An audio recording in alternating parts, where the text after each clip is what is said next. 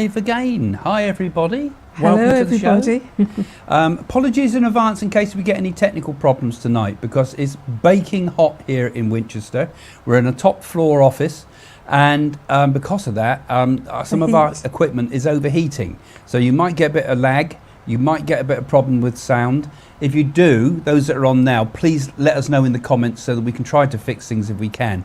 But hopefully we'll be all right tonight. Okay, so welcome to the show. And tonight's topic is going to be angels, isn't it? Angels. Yeah, so one of the reasons we're going for angels actually tonight is because it's the letter A. Once a week we're going to change the letter. So next week, anything beginning with B. So something like beliefs or bollock reading perhaps. or belligerent attitudes. Or if you've got any suggestions what we can do for next week, you're welcome to sort of type them in during the show, right? And we'll take those ideas on board. I think beliefs might be quite a good one to follow this one. Shall we say a few hellos, Craig? So let's say a few hellos first to guys. See who's coming in. Nana. Hi Craig and Jane. Interesting subject tonight. I hope you enjoy it all. Yeah, so it's one we've touched on but not done in Agility depth. Bits. Hello from Cornwall. It's gone cloudy here. I think we might have thunder. I hope everyone's well. We could all do with some thunder. We could do with some thunder here. It really feels like it. I think we got rain ahead, but more heat waves. Divine or Divine. Good evening, Craig and Jane. Hi there. Daryl Adams. Evening, Craig and Jane. I think he does radio. Nice to see you. See, people can come in from both Facebook and from YouTube. So join both our channels. Then you can always be sure seeing us. If one goes down, the other one's up. Works.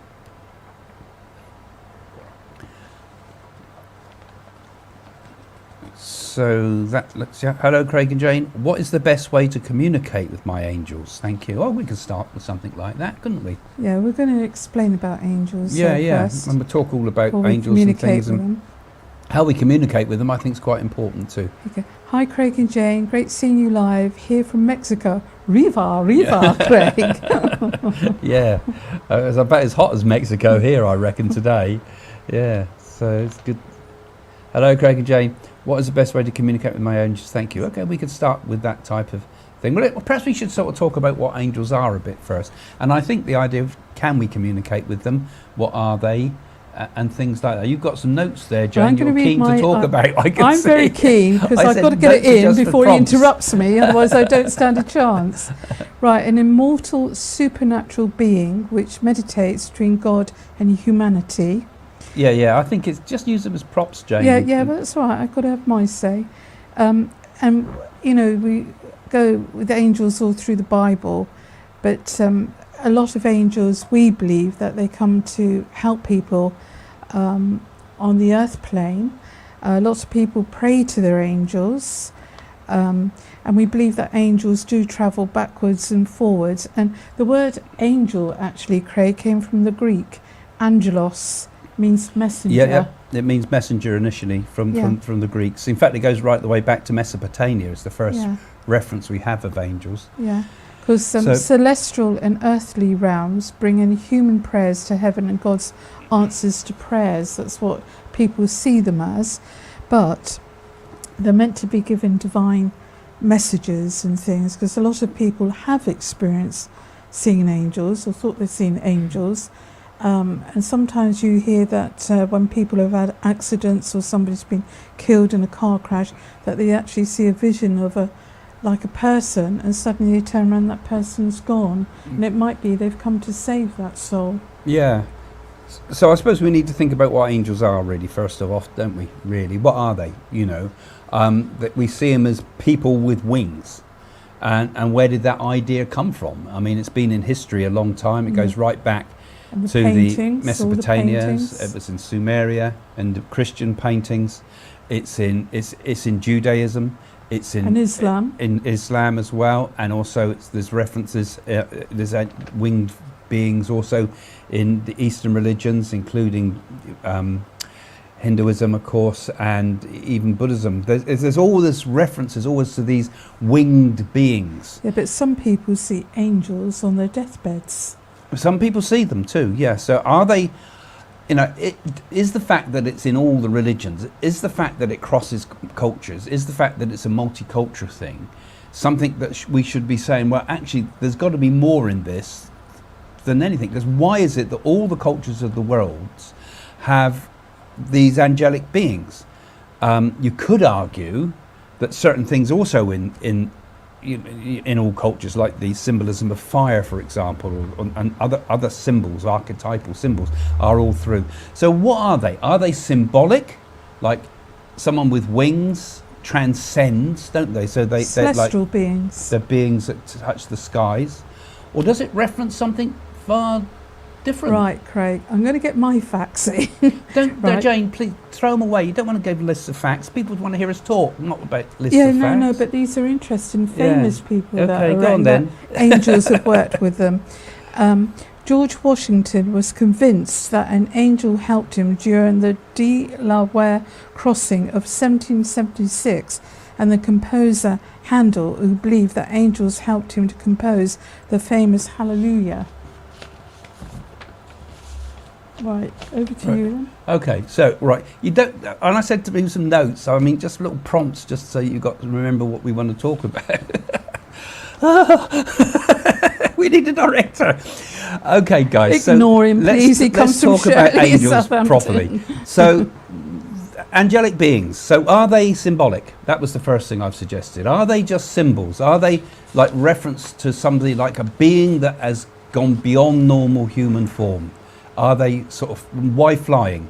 Flying because it's the sky represents the heavens. Sky is the place where the sun is, isn't it? Sky is the place we would look up to. So on one level, it's quite natural, I think, people to think of winged beings as being people like birds.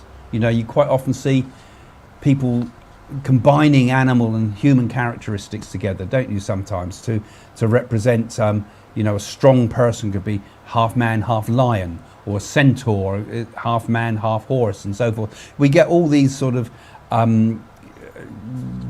amalgamations of people as symbolic references to the qualities of those animals. So we see a bird and a human become something transcendent. Do you think it's symbolic? I think there's other things. I believe they're a godly form. I believe. So you think they're real beings? You've got earth angels, celestial angels. We've got seraphims that you haven't mentioned, and there is actually, I believe, an angel that people would know. 777 and 7777 was a very mystical number and things, and some of these angels got loads of different names, and most people would know 4 names of angels, and they pray to like St. Angel Raphael, St. Angel Michael, Gabriel, and that. But I believe that angels are beyond what people can really get their head round, and I believe that there are angels. Or, just playing the devil's advocate here for a minute with the fallen angels, could angels be something else? Could they be some reference to like von Daniken would have said, where beings visited us from heavenly realms in the past? I mean, we see going back through, we see the Osiris going across the sky in the chariot in Egyptian religion. We hear Ezekiel talking of ships coming from the sky, of wheels within wheels, don't we? We hear of we read in the Ramayana stories of flying beings and flying cities and things like that. We mentioned this before. Could they also perhaps be something real, in that they were the beings that came here in the past and maybe even played around with human genetics and things like this? So maybe there's another level to it. Maybe there's nothing to do with spiritual beings at all. Maybe it's something real that actually happened physically on this planet. Well, most people would say, how do you recognise an angel? You might notice or feel a cold breeze come in the room, or you might feel a tingling sensation or a feeling there's a presence there, but you're not quite sure. I can remember what I thought I saw an angel once, Craig. I remember I had a sweet little kitten, that was Yin. Took her up to my bedroom, laid on the bed, and the cat looked up and I saw an outline of quite a tall person sat there, no form of the face, but made up of a tiny million little stars. And I know I wasn't hallucinating or dreaming because the cat looked up and started meowing, and then it was there, I suppose, about a minute, and then suddenly disappeared. But it was a nice, warm feeling. You see, and did that angel have wings? No, that angel didn't have wings. It had a form of a man, a very slender man. I don't want you, Craig. It was a very slender man, crossed his legs, and just the outline like that was so beautiful, incredible. And I felt a warmth and a peace.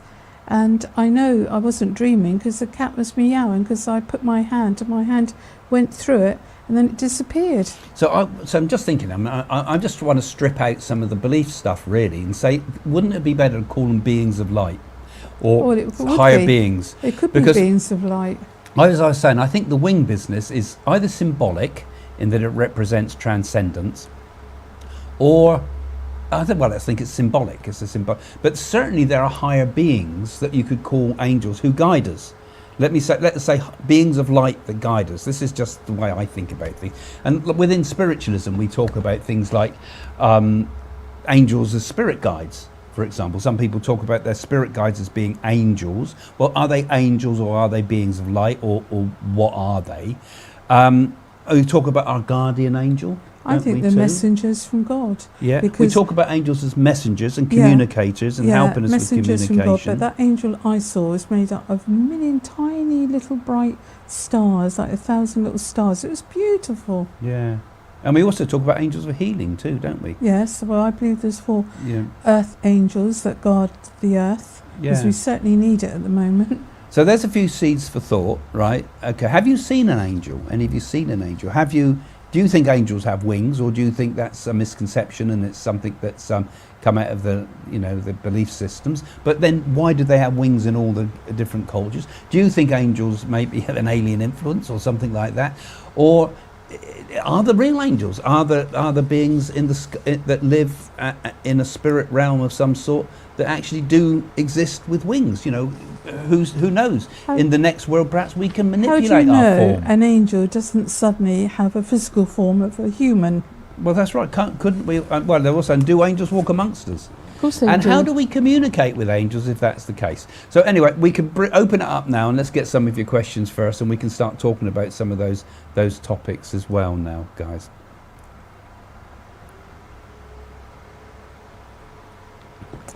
Hello, Craig and Jane. Do angels come in different forms and not what we are made to believe they look like? I'm sure they do come in different forms. Like I say, you have the angel of light, you have healing angels, you have angels that are present on somebody's passing and make the transition over to the spirit world. When we go to church, we pray to God and hope our angels listen to us. And I know angels do walk amongst us, because they keep us sane. Yeah, and couldn't it be that when we talk about these angels, or we talk about like a being of light, for example, suppose it's a being of light, surely they would be malleable, because when people first pass over to the spirit world, and sometimes when they come back and they've had a near-death experience, they will often see a version of God that conforms to their beliefs. So a Christian might see Jesus. A Hindu might see, for example, Krishna or something, or Islam, they might talk about Muhammad, although Allah's formless, but they would probably see something that corresponds to their understanding.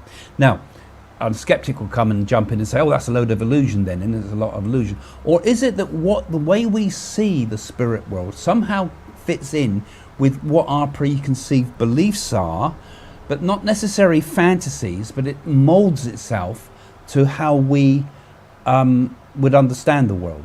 So my thoughts are, many mansions in the spirit world, everybody sees the spirit world in a different way. It's the same vision, it's the same energy, it's the same place, but we all kind of see it in a different way. And that's, for some people, the idea of a world floating around full of angels playing harps might be an actual reality, because the spirit form molds itself a bit like a dream does, molds itself to our personal reality. Well, your harp strings are going to be broken tonight, for sure.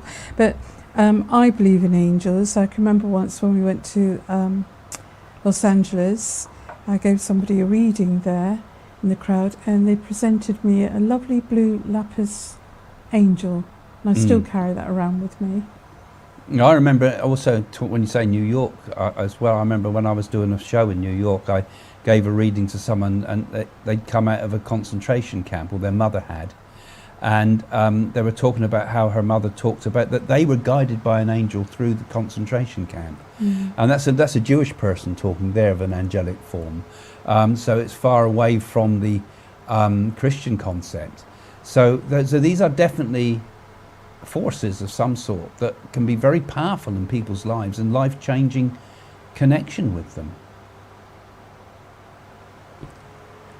Oh, this is good. I had a near-death experience in my 20s. My house filled with angels, and somehow I ended up outside after having carbon monoxide fill my home.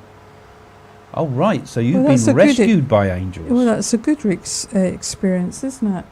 And that's good to do something physical to actually save somebody. And you're filled with angels with wings, I presume, from what you're describing there. I assume Not that if you say angels, you mean sort of the wings. Forms, or were they spirit beings? Of course, it's a bit difficult to interact with people because at the time it takes the tape and find the response. But yeah, interesting, isn't it? Yeah, in your 20s, your house was filled with angels, and somehow I ended up outside. So you obviously must have felt that an angel had come along, or angels had come along, and actually got you outside. That would be a messenger, wouldn't it? That would have been one of God's angels, or a protective angel, isn't it? You know. Yeah. People say we have guardian angels, and sometimes those guardian angels, they say, are with us from the moment of our birth to the moment we die. Even some talk about, of course, an angel as a doorkeeper, as one that helps us into the next life. I mean, I think if you just take the angel bit away, and you take the wing bit away, and you take the fantasy bit away, what we're basically talking about is spirit people, spirit energies. Perhaps people that are, angels would be, I think, spirits that have never had human form, have never had earthly birth. I think the way they talk about angels in Catholicism, for example, is that angels come directly from God. They've never had human form, although they don't believe in reincarnation. Do you remember there's a famous black and white movie, 40s, where I don't know what this man's name was, Clarence, I think, and he was there when there was accidents and different tragedies, and he was actually an earth angel, and then at the end he descended and went up towards heaven. It's a beautiful film. Yeah, there's a lot of good stories around angels, a lot of good symbolic stories, really, aren't they? You know, yeah, it's all interesting stuff, I think. My darling dad passed over last year. He saw spirit when ill, despite being an unbeliever. I think it was a guardian angel. That's quite beautiful, isn't it, Craig? And I think sometimes, particularly when the very, very heavily sceptical people in what we know have a near-death experience or have an experience close to death, and they suddenly start seeing things that is completely contrary to what the views they've held in life, certainly makes you think, doesn't it? Because if a lot of really hard-skinned skeptics will say, right, I'm going to die, and when I'm dead, that's it. There was nothing here before I was born, and I wasn't worried. Nothing here when I'm dead, so why should I be worried then? Why should I worry about it? That's a skeptic would say that, but often even the most skeptical-hearted people, which has obviously happened here with Joanna, the change comes on the deathbed, and you see spirit, and you quite often you'll see people come into the room, won't you? I mean, when you're dying, you say, "Oh, look, my mum's in the corner of the room. I can see my mum. I can see my mum." Whoever's come to take you, you see the person that you have a connection with, and I'm sure that's what happens. The spirit will draw close, and some of these are human form, and I think just as we have highly evolved spirits here, my thought is just as we have highly evolved spirits here on earth that help us, highly advanced spiritual people, so too in the spirit world there are very highly advanced spiritual people who have taken many incarnations, I think, because I think all forms take incarnation. I don't believe the idea it comes directly from God. I think everything has to come through some birth, and they become the gods, they become the angels, they become the high spiritual forms. It's the same throughout existence, I feel. And we all kind of help each other. You know, the higher will always want to help the lower when there's a question of spirituality and divinity. Nana, I'm sure that I played with an angel called Kitty before I started school. She didn't have wings and never spoke a word, but I understood her. You know, that there's well-known cases that children actually see things, isn't it? And it's not their imagination. Yeah. I think the children's experiences are so interesting, aren't they, really? Because it's not as if you've got lots of preconceptions as a child, is it? Your mind's kind of open to ideas. And so many children talk about, you know, having sort of play friends, but they often have very high spiritual sort of qualities to it, like spirit world. And they don't think anything about, don't think of it as anything strange. You know, I've talked to friends and things who've had this with their children, and they say, you know, it's spooky because it freaks us out a bit because, you know, the child is so convinced by what they say. And should you sort of say, oh, it's all just fantasy, don't worry, or should you encourage it? And it's always a bit of a difficult question, that. But I think, you know, I think particularly up to the age of about 6 years old, I think at 6 years old we form our sense of identity. We kind of become a child. Before 6 years old, we're still very, very malleable spirit. And I think it's that period of time when we have some of our most extraordinary spiritual experiences. I can remember as a child too, in my granddad's garden when I must have been about 4 years old, seeing figures walking around in the garden there, you know, energy figures, you know. And I think a lot of us have had this type of thing in our life, you know. Yeah, I can remember it, and remember it well, and it scared the living daylights out of me at the time. But yeah, we all, I think we all do see things when we're younger, and I think that's a lovely little experience there, Nana.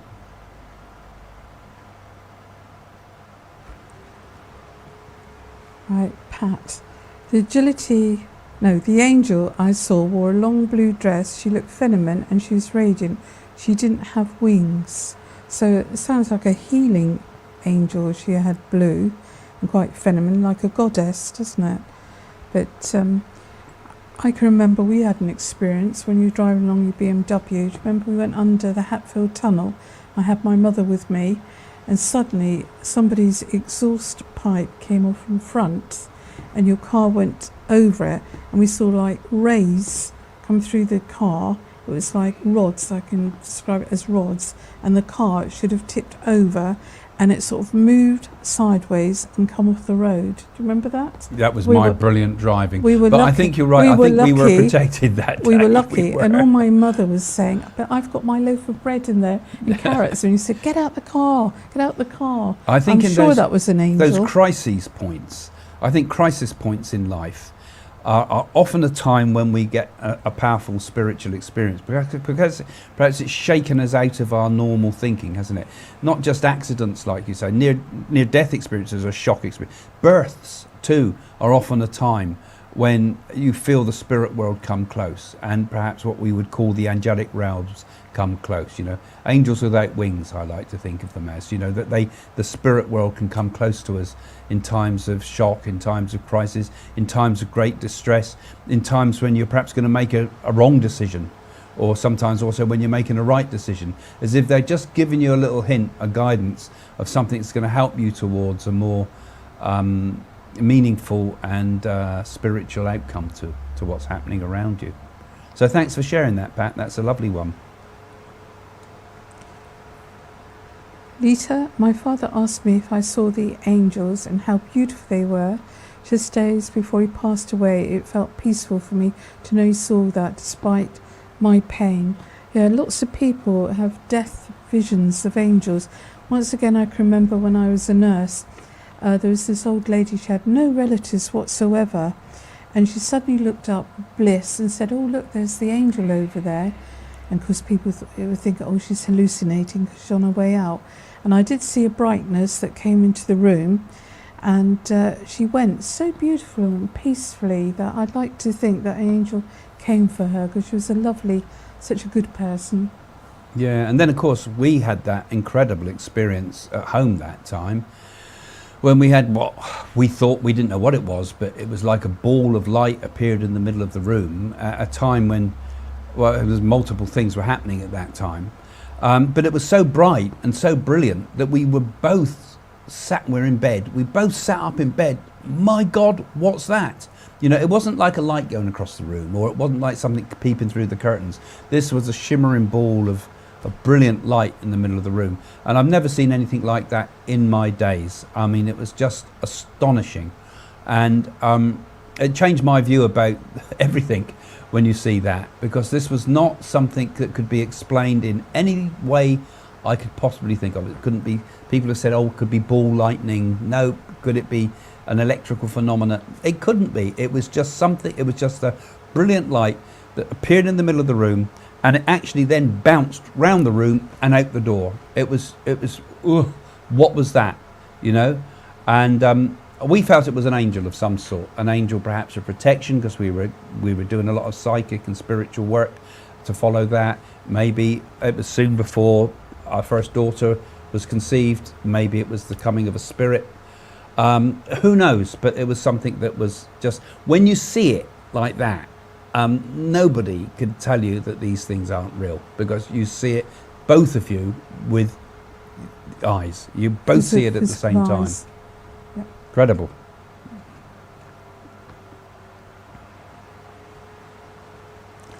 Right, Shane.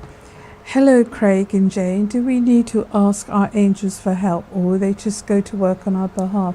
I think it's a good thing to ask your angels and send your prayers and your love. And even if somebody was ill in hospital, or somebody that needed help, to send up your prayers and ask for protection and for love, because I believe that prayers don't go unanswered, long as they're not prayers of selfishness and greed.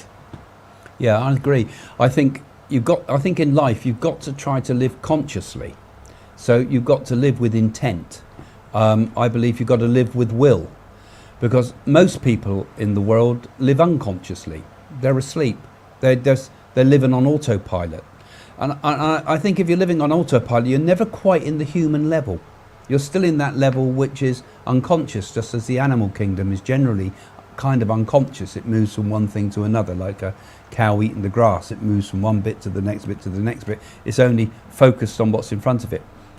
But as humans, I think we have a special gift in that we can live consciously.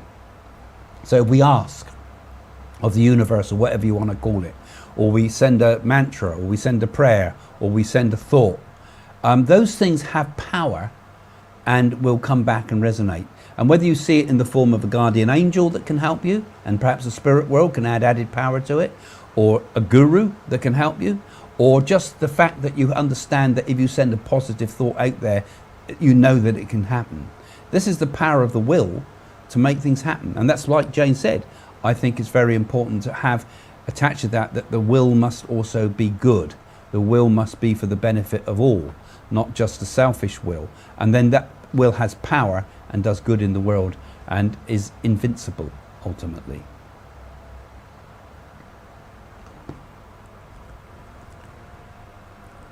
Jazz, please talk about earth angels. Can angels look solid like a human, or can someone be an earth angel and not even realise it? What do you think, Craig? Well, I think what you mean by earth angels is when people talk about angels walk amongst us, because often people, and there's lots of stories out there and also on the movies and things, isn't there, about the idea that an angelic person has walked with you, and that actually you've not been talking to a human at all, you've been talking to an angel.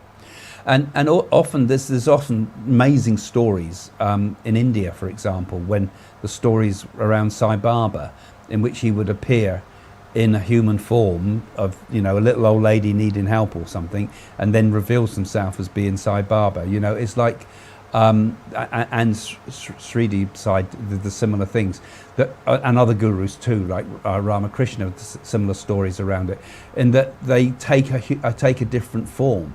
And they would say, you know, you never know when it's going to be the guru, and you never know if it's an angel walking amongst you. So who knows? There's many, many anecdotal stories, and some of them are fascinating, and some of them are told by people who are absolutely convinced that this has happened, that an angelic person has been with them and told them to do something and it's saved their life, and they never know where did that person come from. I think these things are true.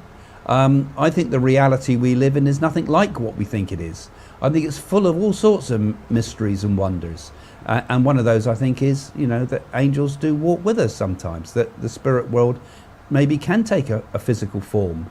And sometimes just in an emergency situation or in a situation where you really need help, it's like the divine interferes in your life and just prompts you in the right direction. So it's rare, but it happens, I believe. I think you would recognise an earth angel because your energy would blend as one. You might not, though. You might just be like any ordinary person. And it would be that you feel as if this person is different. They might have like a very bright aura, and you might feel that that person's come along in your life at the right time to help you. How did that person know like that? Because an angel can take many forms. How do we know we don't have animal angels? Well, that's what I say. It can take any form whatsoever. Yeah. So, hello, Craig and Joan. How do you know that your angels are sending you messages? Well, you don't really, but I think we're receiving messages through our unconscious all the time. Our mind is constantly receiving information, and our brains, what we see of the world is only a snapshot of what the world is. We don't even see perceptually what's going on.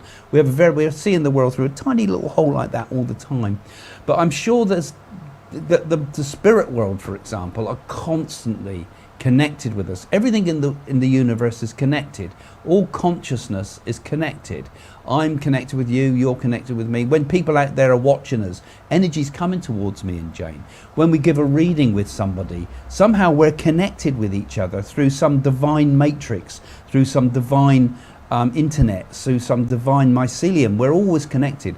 So I think the angelic world also is helping us. I think the spirit guides are often trying to help and guide us. But they can't do it for us, you see, because ultimately anything that is done in this life has to come through our will. Our will is something very important. That's the only, otherwise the universe would just be unfolding by itself with nothing actually happening. It would have already happened, might be the case. But there's certainly this idea that there's the will, and it's our will that makes things happen. So they can only influence so far, but ultimately what is driving through this world and this life that we're having is our will. Nothing can happen without me willing it. It has to happen. I can't move this hand if I don't will it to happen. I can't have another thought unless I've kind of willed it to happen. So I think it's linked in with that somehow. I think that's a very important thing. But the messages are coming in, and it's a matter of us learning to be perceptive, learning to become intuitive, learning to trust what comes from that other field in our mind, not just living in the blinkered level of material existence and rational existence, but becoming perceptive, becoming open, becoming intuitive. And that, I think, can come through many ways. In fact, dreams are probably a good way where messages can get through, because our rational mind is out the way then. And I'm sure many of you might have had unusual dreams, perhaps, about angels, and get your messages that way. Next, Jane, you can read it. Oh, Ezekiel describes the angels of the Merkabah with 4 faces: an eagle, a lion, a bull, and a human. So there are angels that can have different presentations for different needs. That's my belief, says Paul. Yeah, they say that some angels have got like calf feet, hoofs and that, because they would, I think, take reference to the fallen angel, the dark angel, because there was 13 angels and one that fell from God's grace. Yeah, I think Ezekiel's a certainly interesting reading. Actually, Ezekiel was a visionary, of course, in the biblical times, and it has some pretty incredible sort of visions. Were they just visions from his unconscious mind, or was he seeing something that was beyond normal human perception? I think he's an interesting person to look at, and yeah, like you say, maybe they're malleable. Maybe the angelic beings are just like they are in the spirit world. Why can't the spirit world change form? Why can't the spirit, because it's all consciousness, and particularly in the next world, I often talk to people, they say, what's the spirit world like? And it's like whatever you want it to be, really, because you make it. You kind of have more, the world becomes much more fluid than this world. And I think it's the same in the form we take in the spirit world, for example. They say that when we pass into the spirit, we choose the age we want to be. So we might be eternally 30 years old, or we might be eternally the perfect age like I am, or become a child, or whatever, you know, or change between them all, because it becomes a world that's not restricted in the same way this physical world is. So that would mean that in the spirit, surely, the angelic worlds, which would be the higher levels of consciousness, surely those beings of highly advanced can take any form they like, including like Ezekiel saw, perhaps. Who knows? Can't be answered for certain, can it? But we can certainly speculate and think about these things. Right. Hello, Craig and Jane. What is the best way to communicate with my angels? Thank you. I think once we start thinking, because every thought that goes out to the etheric, they can pick up telepathically. And I think you send your inner voice, and like I said, if you wanted a healing angel, there's somebody that was ill in hospital, or somebody that needed help, just send up thoughts. They're powerful things, positive energy. So you might get an inner voice or something that you feel, well, something's telling me to do this or to do that. And I feel use that connection. And I do believe you can talk to angels. In a way, I suppose you could say, it's like prayer and mantra is talking to God, and meditation is listening to God, isn't it? And the same thing applies to anything where we connect with the spirit of any form, whether we're connecting with people we love, or we're connecting with the angelic world, or we're connecting with what we might call the absolute divine. We send the messages out on the one hand, the please help me sort of messages often, but then there's also we got to be quiet and listen and wait for the response. And that's where the meditation comes, being able to go into the silence and listen and just accept and listen and accept without trying to change things. Let it come from the heart, let it come from the divine heart within yourself, and what you need to know will emerge, and you will see it, and it will be usually without emotion and fear and hope or anything. It's just there. It's like I always feel that the answers come in a form that is not fueled by our own hopes and fears.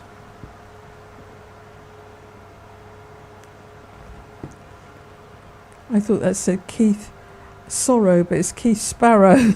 Put my glasses on, Jane. That Jim Sparrow one you've got to watch. Hospice nurse Julie, see her videos. Jack Sparrow, rather. Tell a story of seeing an angel behind a dying patient. So this is obviously something on YouTube. Oh, that's something on YouTube. Yeah. But people do see angels upon death. And sometimes, you know, you can look into a child's face and they might look quite angelic, a very special child, a gifted child. And I feel that at the end of the day, angels I see as God's messengers, and angels that are good people. They can't be around us 24/7. How can they be? They come to us when the need is great. That's what I believe. Yeah. And while we got your attention also here, those people out there that are real angels, some of you guys that are watching this show, and I particularly like those angels that are the patrons of this channel. So I ask, could you also become a patron, please? Join our channel, have a look in the description below, and become one of the patrons to help support this channel and help it to continue. Help us to be able to keep and maintain this studio, which is very expensive, so we need a lot of help with this sort of thing. And if you become a patron, I try to interact with you. I've been on holiday, so I've not been able to interact as much, but we're starting to put sort of other little contentious videos up there and having some discussions between ourselves and talking some of the very sort of extreme stuff as well as the sort of the spiritual stuff. So it's a little community as well, and you know, if you join up, you'll also be able to interact with me, and particularly if you're a higher level patron, I try to always interact with the higher level patrons and communicate in private message and so forth. So you get a chance to ask directly as well. But the most important thing is just do it to help the show, you know, help the show keep going, and your little bit helps.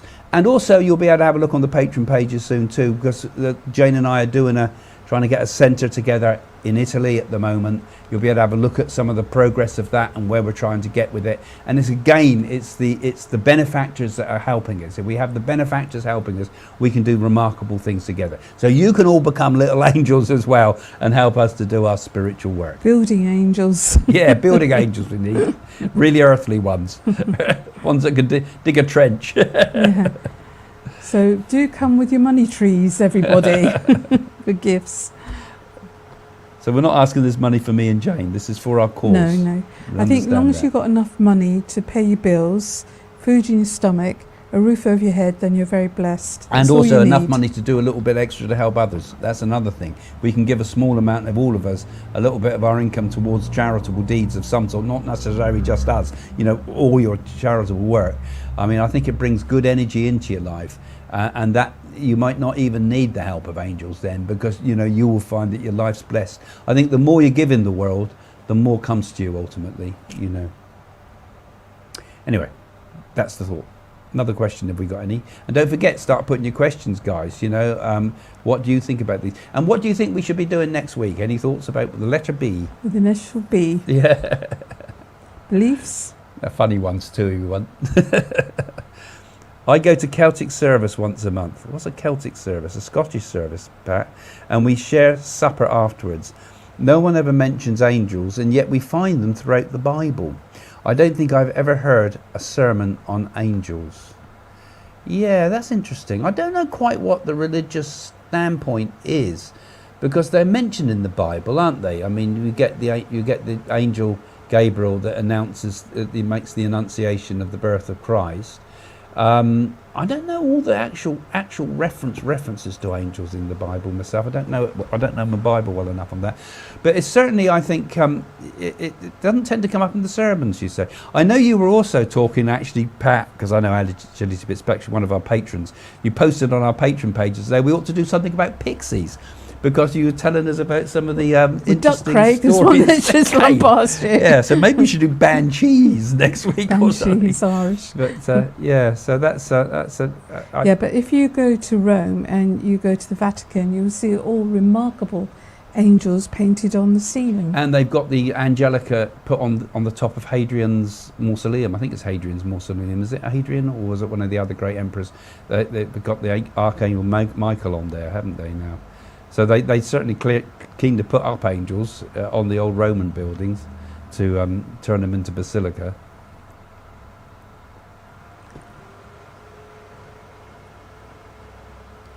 What's the difference between angels and ascending masters who are higher?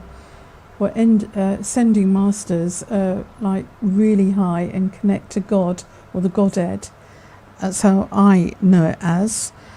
Angels really are on a different astral plane, aren't they, Craig? Well, my thought is it's all spirit world. Yeah. I mean, it's all beings. That's like I was saying at the beginning. For me, the idea of people with wings is kind of out of the question.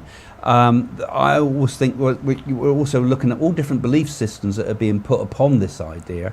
But if we strip all that away, let's just say, and ascendant masters, because that's a theosophy with Madame Blavatsky's idea too, isn't it? Really, that came from. So all of it. Why don't we just strip it all away and say, what have we got left? We've got spiritual beings that help us. These are highly evolved, divine beings. Were they incarnated in Earth, or have they only just been in the spirit world? Well, it could be neither or either or both. But I just like to think of it as beings of light. It's the same way when people get a bit carried away with their spirit guides. Because when Jane and I are working, we will feel spirit guides around us, and I know the qualities of those spirit guides. But frankly, I don't get carried away thinking, oh, I've got this guide with me now, and this guide, and my guide's higher than your guide, like some of the mediums tend to do. I just think they're there working, and I will run with it. And I think it's a mistake. I think it's a wrong path to get too carried away thinking this angel and that angel and the rest of it. Just say it's all beings of light. They're all helping us. What they're there to do is to help us to awaken, help us to become conscious beings, and help us to have divine knowledge. And that's what we should be more concerned about. Are we awakened? That's where we should be asking our question, I think. That's my thought, anyway. So, yeah, I think we can get a little bit lost when we say it's the ascendant masters, or we say it's the gods, or we say it's the angels, or we say it's the spirit world, it's all the same, isn't it? Surely they're cross-cultural, and it's just that different cultures and different people see it in different ways, as we said at one point, I think. Everywhere I drive, I keep seeing these numbers: 222 333 444. Does this suggest angels are around? Well, perhaps you've got a direct line from them from BT. Dial this number. Actually, numbers do mean things, and I've written it down. That's interesting. I think you do get synchronizations, and they haven't have said numerology connects with angels. I know that Pope Eubius, I can't remember his name now, I've forgotten it, was well into numerology and had a big thing. You can actually see some of his numerology in the Vatican there. I think there's still some of it there. But some of the popes were very into the idea of numerology linking with angels. So it's not a new thing. So it's not something that is completely out of the question. That is very interesting that you've got 777, because on here I've written, what is the most powerful angel? 7777. That's right. Yeah, and also angels also had magic squares associated. Oh, that's to do numbers with that add up mathematicians. the same number in whichever direction you look at it, including diagonally. You take noughts and crosses, or tic-tac-toe, as you say in America. You know, the numbers add that way the same, that way the same, that way the same, that way the same. And some of these can be quite extraordinary, strange mathematical systems. And they were often associated with the angels. Newton also got very interested in this after his life as a physicist, and he became obsessed with numerology. But he also believed in the angelic world was all somehow linked into this, and that this numerology was also intertwined in the Bible, that the Bible is actually a mathematical code, and that you can find all sorts of mathematical things in it. 999 is really, there's 999 names that God's known by. 108. No, I do know my stuff.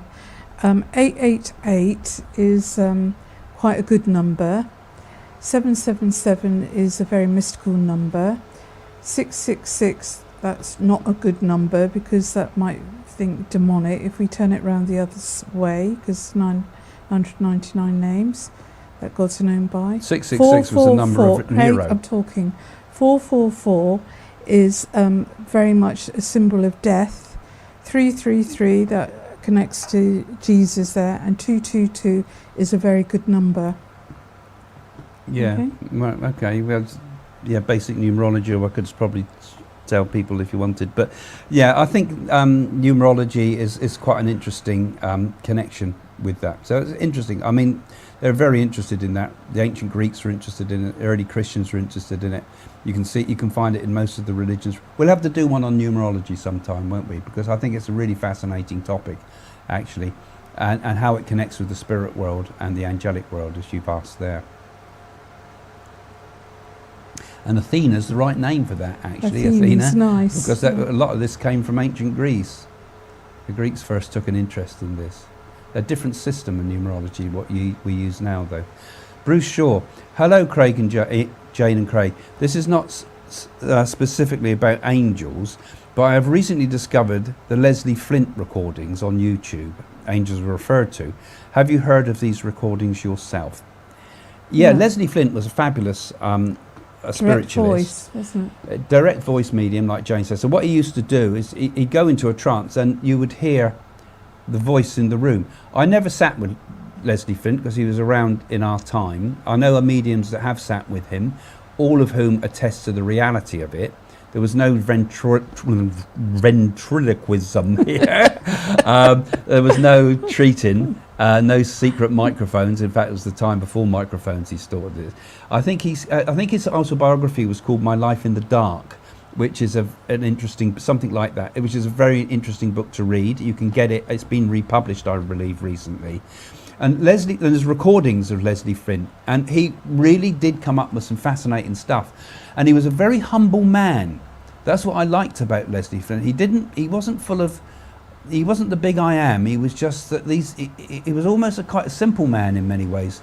And yet these voices used to just appear around him and give evidential proof. They weren't just voices. They were voices that would say, hello, my name's whatever, and would tell you things that only that person and that knew about. So he was given evidence. This is where you get the proof of whether the mediumship is real or not. Same with trance. You've always got to look for the evidence. If the evidence is there, you know it's real. If it's just generalizations, well, you've got to question it. But Leslie Flint gave very, very evidential voices, and knocks and sounds and music and all sorts of things appeared around him, didn't it? Do you know much more about Leslie Flint, Jane? I don't really know. I have seen photographs, books, and I have listened to some of his recording, but I felt he talked in like a Victorian way. Yeah, sometimes he did. Voices in the Dark, that was it, wasn't it? I think that was his autobiography now, I think. Yeah, but it was a fascinating man and well worth looking into. And some of these, he was one of those mediums that was never really sort of torn to bits by the skeptics. And I think most mediums that I've known who have sat with him, because he was kind of deeply within spiritualism, really, so he was protected in many ways. But he was one of what you would call a physical medium. He would get an ectoplasmic voice box. So ectoplasm could build up into a physical form of a spirit, for example. But he would just get the ectoplasm on the voice box itself to make the sounds. Other mediums would get what you call transfiguration, in which the ectoplasm would build over the face, and you would see changing face in the dark. The face would become luminous in the dark, and this luminous ectoplasm would form the faces of people you knew in the spirit world, in pitch black, we're talking about here, not with funny lighting effects like I've seen some do. So yeah, so he's a well worth looking at. Bruce, I think it's that him and some of the other traditional spiritualists, you know, if you look at Arthur Finley's books and people like that, Between Two Worlds, was it? Trance mediums. And there's so much out there in the history of spiritualism, all of which people miss, because unfortunately spiritualism has a pretty poor way of presenting it's pretty poor with its PR in getting it out there. But there's some incredible books within spiritualism that give really solid proof about the reality of the spirit world. Yeah. Raymond's another book you might want to go and look out for. Not by him, but another wonderful book about the proof of life after death. Right. When I was laying in bed trying to sleep, I felt the room light up, and though the light had gone on, I opened my eyes and I had a brilliant light underneath all around me. I felt love and peace. Well, that seems a really sincere thing there, and that could have been an angel, and that because you feel the presence and especially the bright light and everything. And she says the light was underneath her. That's unusual. So you felt like you were laying in a. No, she laying felt in the the room light. light up as though the light had gone on, and I had a brilliant light underneath and all around me, yes, all around me. Her. So that was so unusual, it built wasn't up. It's like a psychic phenomenon, isn't it?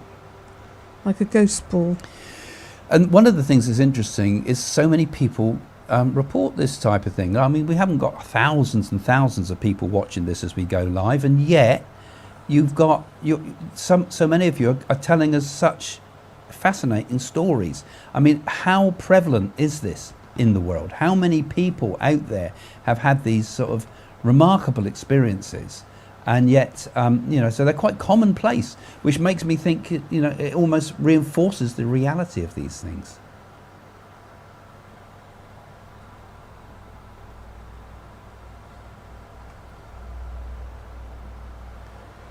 Shall I read it then? I strongly believe in angels, different kinds, earth, guardian, protecting, yes, pussycats, very psychic. They are actually. They are, yeah. The animals are psychic too. I mean, all of us are life, aren't they?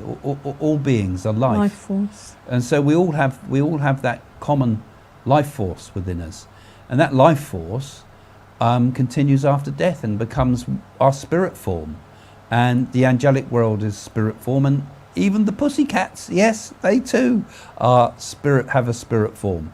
So I think it's a lovely thing, and it's not a question of having to believe. I think it's a question of if you really can learn to connect. And like I say, I think meditation is the way forward.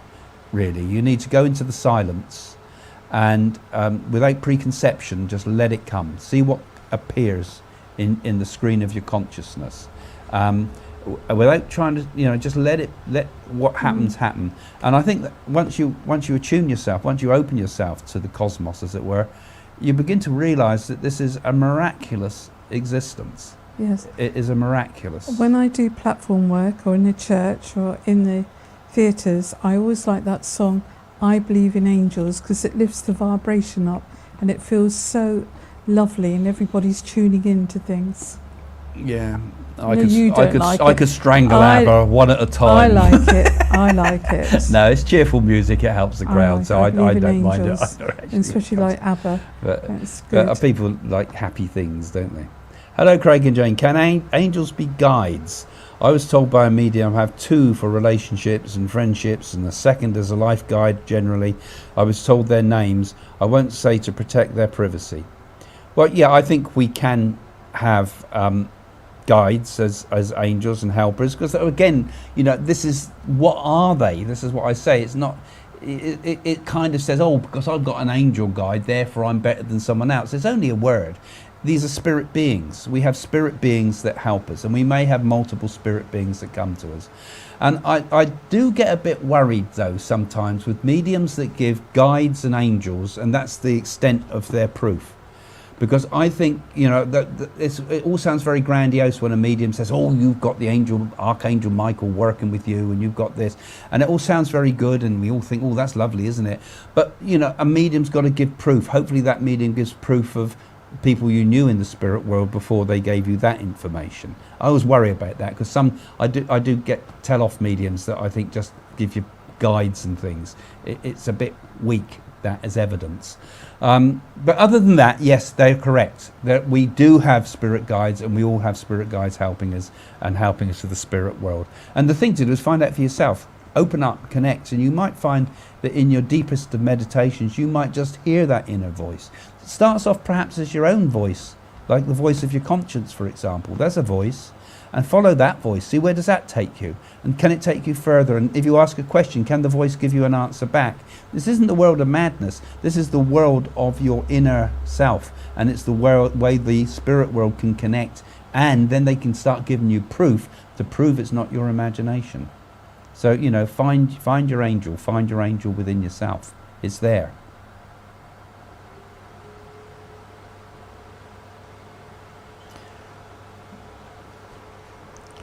Mark. I think time's running now. This has to be the last one, Jane. All right. What is the difference between angels and people in spirit?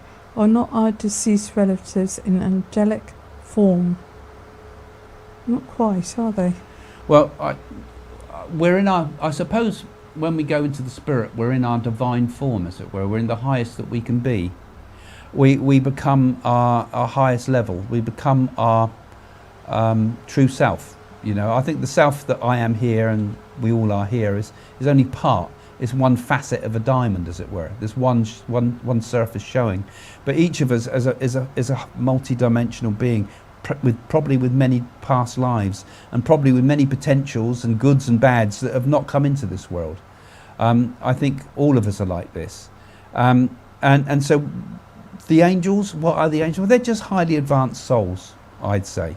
So they're beings that maybe have had multiple incarnations, or beings that have become God-realized and therefore have a higher powerful level than your normal human being. That's how I would describe it. Anyway, would you, Jane? Would you add to that? Yes, absolutely. And a reminder, Craig, about more patrons, please. Yeah, I was going to say, because again, we always remind you, and if you can become a patron, it helps the channel tremendously. Have a look in the description below, guys. Click that link, go and have a look, and become a patron today, because it will help us. It goes into a not-for-profit company, so it's not for me and Jane. All the profits go to just fund this. We don't take a fee out of it. We don't take a wage out of it. We don't take anything from it. It just funds what we're doing here. It funds some of our charitable work that we've done in the past too, and it also helps with with the whole process of making this into something more than just a YouTube channel. You know, we feel we can do something with it. So your support is absolutely critical. It's tremendously helpful, and it's good karma for you too, because when you give, you get. Plenty of angels in your pocket. So we want all you angels out there being angels and really proving that you're angels. And again, with the channel, don't forget, give it a thumbs up before you leave, or come back and give it a thumbs up too if it's live, and try to share the videos with people so we can get the message out to more people. And keep following our channel. You can find in the bottom there too, in the description, Jane's channel and all the links to our website and things for our personal work, which also we'd be grateful if you support too with our readings, our Nadi readings and books, and all the rest is in there too. Anyway, we're going to say goodbye now, I think, Yes. Jane, aren't we? Nice cup of tea now. Yes, have a nice cup of tea. Okay, see you soon, folks. Bye. Bye.